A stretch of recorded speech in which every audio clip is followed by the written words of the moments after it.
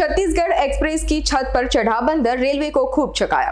इस बार एक बंदर कुछ छीनने के बजाय ट्रेन की छत पर चढ़कर मुफ्त में 176 किलोमीटर का सफर किया है।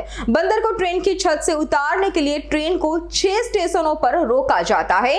ग्वालियर में ट्रेन को रोककर उतारा गया बंदर।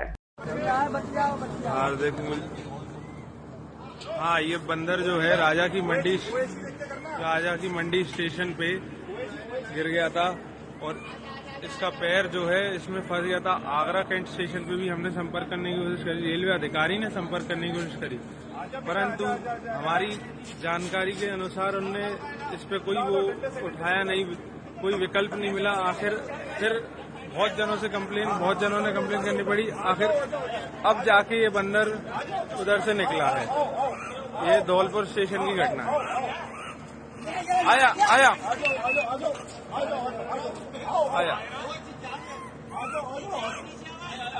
અમારી તમામ માહિતીથી અપડેટ રહેવા માટે જોડાયેલા રહો S9 ન્યૂઝ સાથે।